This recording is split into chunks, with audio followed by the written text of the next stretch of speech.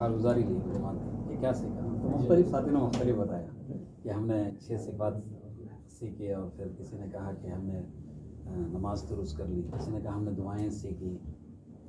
وہ کارگزاری لینے والے شیخ نے کہا اللہ کے راستے میں نکل کر، جماعتوں میں نکل کر،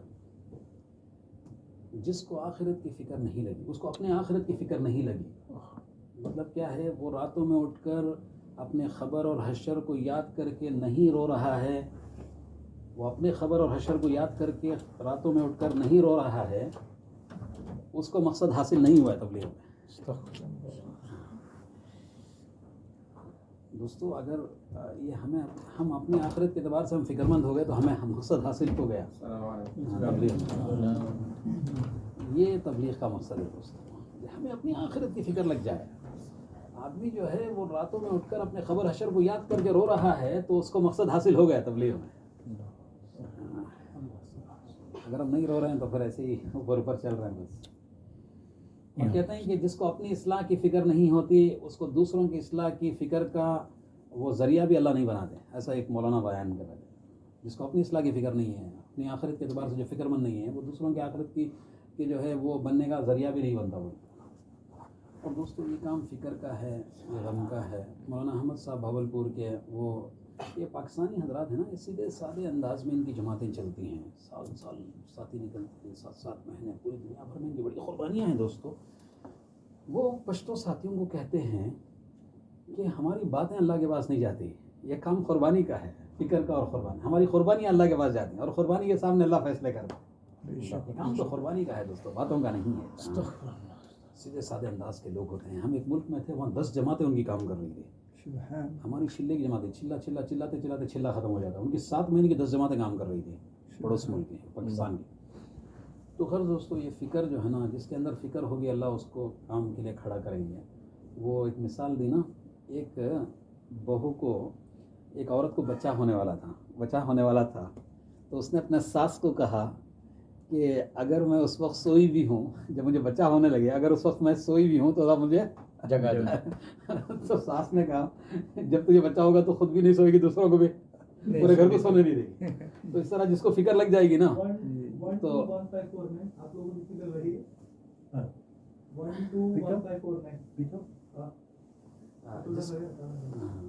تو وہ کہہ رہے تھے کہ جب تجھے بچہ ہوگا تو خود بھی نہیں سوئے گی، پورے گھر کو سونے نہیں۔ تو جس کو فکر لگ جائے گی نا یہ تبلیغ کی، نہ وہ خود بیٹھے گا نہ دوسروں کو۔ اور دوستو اس کام کے ساتھ حاجی انور کمال صاحب تھے نا ہمارے، تو وہ ایک بات کہتے تھے، ایک کام کو ہم مقصد بنا کر کریں۔ مقصد کس کو کہتے ہیں؟ وہ بتا رہے تھے، مقصد کس کو کہتے ہیں؟ جس کے بارے میں آدمی سب سے زیادہ بولتا ہے، جس کے بارے میں آدمی سب سے زیادہ سنتا ہے، جس کے بارے میں آدمی سب سے زیادہ سوچتا ہے، جس پر سب سے زیادہ اپنے جان مال کو لگاتا ہے، جس کے آنے سے خوش ہوتا ہے، جانے سے غمگین ہوتا ہے۔ یہ انسان کا مقصد ہے۔ ہم اس کام کو مقصد بنا کر کریں۔ یہ مقصد کس کو کہتے ہیں؟ جس کے بارے میں آدمی سب سے زیادہ بولتا ہے، جس کے بارے میں آدمی سب سے زیادہ سنتا ہے، جس کے بارے میں آدمی سب سے زیادہ سوچتا ہے، جس پہ سب سے زیادہ اپنے جان مال کو لگاتا ہے، جس کے آنے سے خوش ہوتا ہے، جانے سے غمگین ہوتا ہے۔ یہ انسان کا مقصد ہے دوستو۔ ہم ذرا محاسبہ کریں کہ ہم کس کے بارے میں زیادہ بولتے ہیں، کس کے بارے میں زیادہ، میں اپنی بات بھی کر رہا ہوں، کس کے بارے میں زیادہ سوچتے ہیں، کس کے بارے میں زیادہ سن رہے ہیں دوستو۔ اور اس کام کے ساتھ اللہ کی مدد ہے۔ دیکھو وائرس سے پہلے نا ہمارے علاقے کی ایک جماعت کام کر رہی تھی یہاں پر، کیونکہ ویسے تو ہم نصرت میں جاتے ہی ہیں جماعتوں کے، دکان پہ میں کام کر رہا تھا تو پھر جماعتوں کے پیچھے پیچھے جاتا تھا، کیونکہ ہمارے اپنے علاقے کی جماعت تھی تو ہم کافی بار اس کے پاس گئے۔ تو وہ مفتی صاحب جو تھے، تو وہ مفتی صاحب ہیں نا، ان کو، وہ جماعت کے جو مفتی صاحب تھے، ان کو گردے میں درد شروع ہو گیا۔ وہ ہمارے کرناٹک کی جماعت تھی اور اس میں سیدھے سادے لوگ تھے، وہ میسن ہے نا، میسن جو ابو کا، وہ بھی اس میں تھے۔ یہ کام قبولیت کا ہے دوستو، قابلیت کا نہیں ہے، کام قبولیت کا ہے۔ کہتے ہیں کہ مقبول ہونا مقصود ہے، مشہور ہونا مقصود نہیں ہے۔ قبول ہونا مقصود ہے، قابل ہونا مقصود نہیں ہے دوستو اس کام میں۔ تو وہ جو جماعت تھی اس میں مفتی صاحب جو تھے ان کو گردے میں بہت درد شروع ہو گیا۔ اس وقت وہ الخور سنیہ میں کٹکو مسجد میں ان کی غالباً جماعت تھی، تو پوری رات وہ درد کی وجہ سے نہیں سوئے۔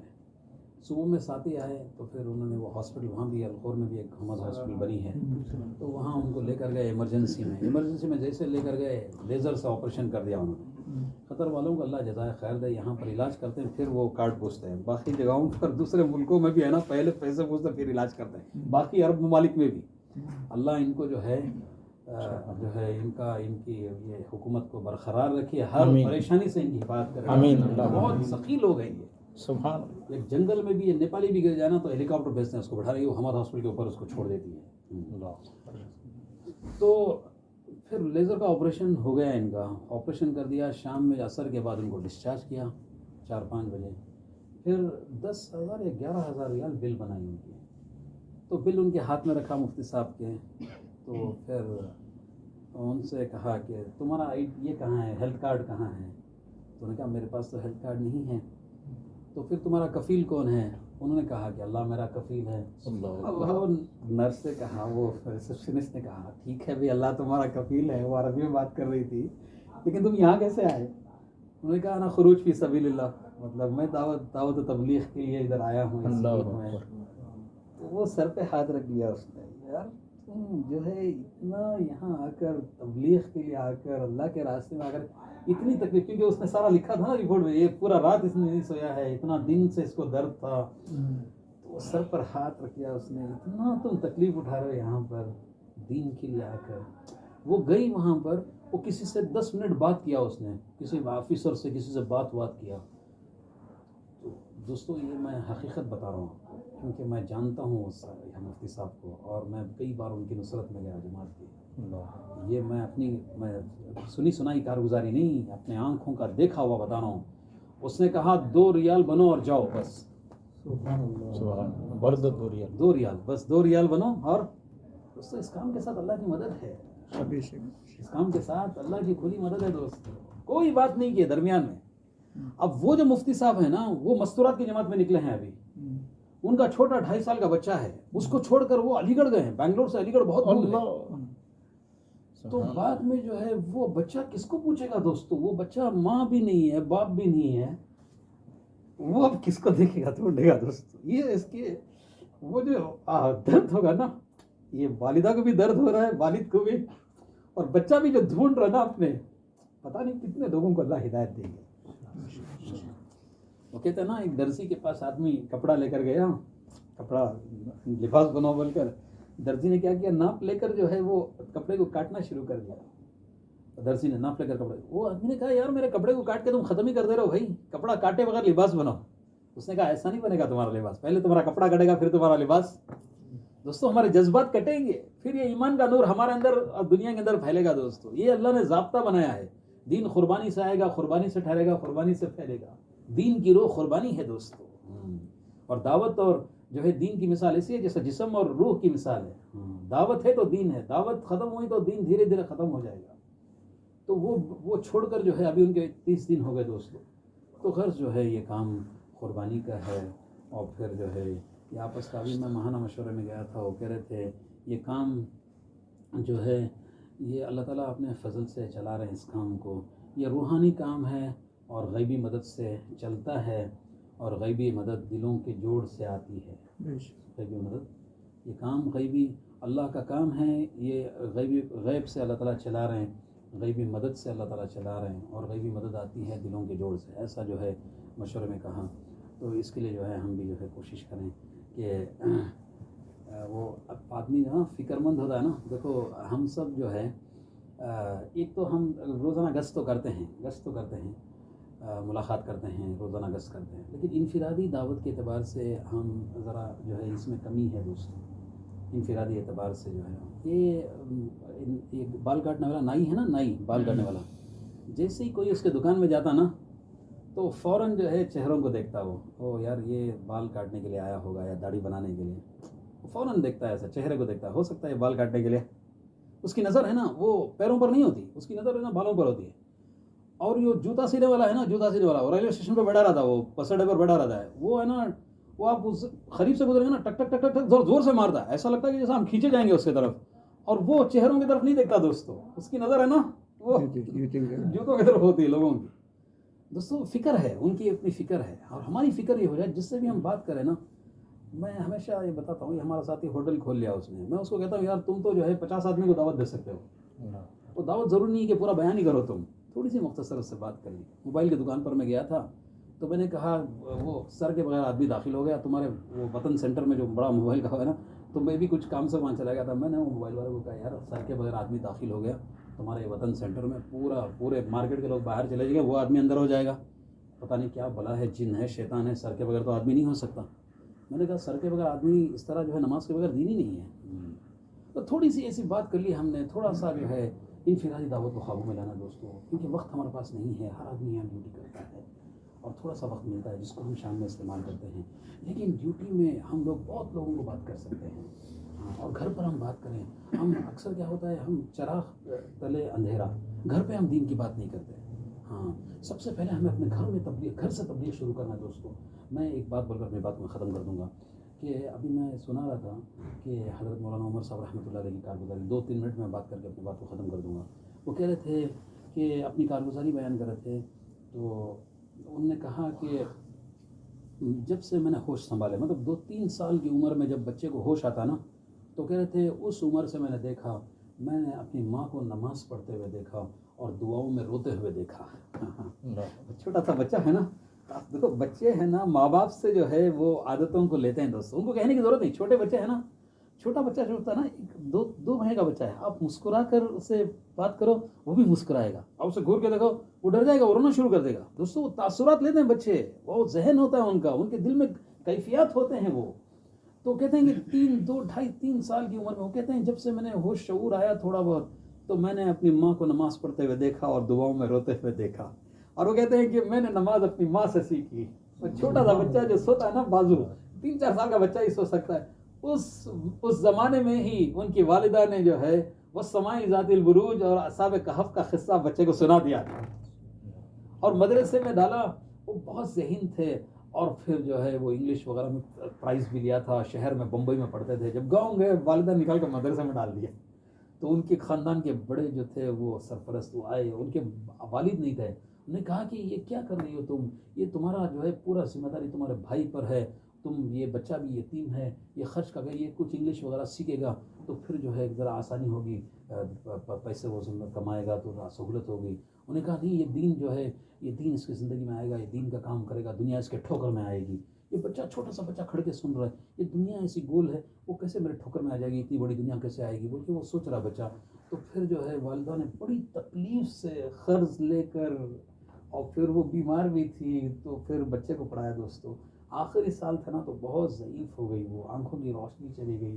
تو گھر والوں نے کہا, اور بچہ تو مدرسے کو جاتا تھا نا, جب اپنے علاقے میں تھا, تو شام میں جو ہے جب بچہ آتا تھا تو باہر کھیلنے کے لیے پابند کر دیا بچے کو, تم باہر جا کے نہیں کھیلو گے, جو مدرسے میں سبق پڑھا وہ تم مجھے سناؤ گے. اور بچہ وہ مدرسے سے جو سبق پڑھا وہ سناتا تھا قصے کہانیوں کو, کیونکہ بہت ذہین بچہ تھا. تو پھر ان کی والدہ ہے نا, ان کی آنکھوں میں آنسو ہوتے تھے, اور کہتی تھی بیٹا میں اکیلی تیرے باتوں کو سن رہی ہوں, ایک دن آئے گا تو لاکھوں میں بیان کرے گا. حضرت مولانا عمر صاحب رحمۃ اللہ علیہ جب تک یہ مرکز میں تھے نا ہندوستان میں, 27 سال فجر کا بیان ان کا ہوا ہے دوستوں. ٹونگی اور رائبنڈ کا اجتماع ان کے بغیر ہوتا ہی نہیں تھا, بڑے تشکیلی بیان ان کا ہوتا تھا. یہ ماں کی تربیت تھی دوستوں.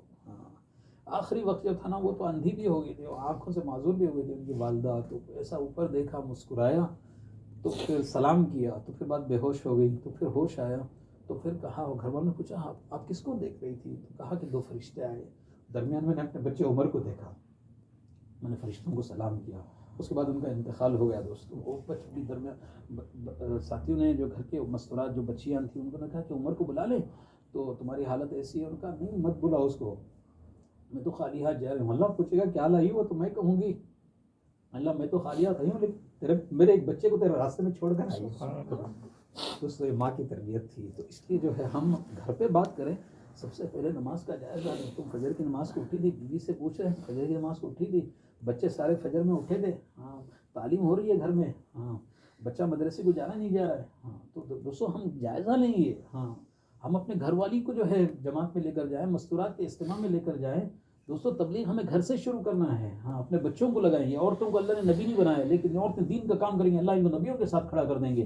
جیسا ہمارے پاس اندھیری بول کی جگہ ہے, وہاں پر جو ہے وہ ساؤتھ افریقہ میں ان کے بیٹے مولانا یونس صاحب یہ بیان کر رہے تھے کارگزاری, ان کے پاس ایک علاقہ ہے جس کا نام روشنی ہے. وہاں ایک ساؤتھ افریقہ کے لوگ بڑے پڑھے لکھے لوگ ہیں, تو وہ لڑکی جو ہے ایک اجتماع میں آتی تھی, اس کی شادی ہو گئی پائلٹ سے, وہی پڑھی لکھی تھی, مستورات کے اجتماع تھی, پائلٹ سے شادی ہو گئی, وہ بھی مسلمان ماشاء اللہ, لیکن جو ہے پائلٹ وہ اس کی زندگی الگ تھی, اس کا رخ الگ تھا, وہ ہنسی مذاق اور ایئر ہوسٹس سے بات کرنا, اور پھر بالکل نماز نہیں. وہ بڑی فکر مند ہو گئی, ارے یہ تو شادی تو ہو گئی لیکن میرا شوہر تو نماز ہی نہیں پڑھتا, اس کی تو زندگی بالکل آف لائن زندگی ہے.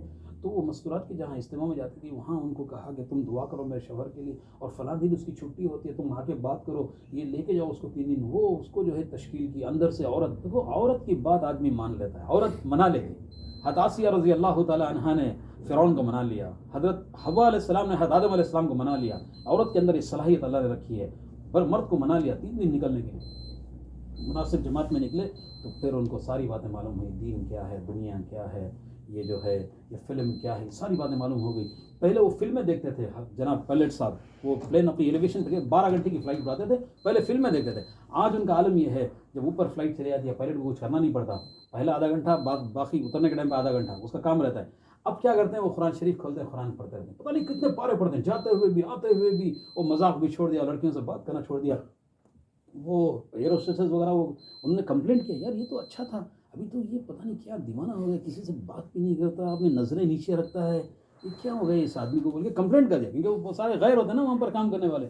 تو مینجمنٹ کو ان کو بلا کے پوچھا, تم کیا پہلے تو ٹھیک ٹھاک تھے, میں نے لوگ کہہ رہے ہیں تمہارے ساتھی, اور تمہیں کیا ہو گیا ہے, تم کسی سے بات نہیں کرتے اور خاموشی آ گئی, ایک کتاب ہے پڑھتے رہتے گھنٹے گھنٹے پڑھتے رہتے.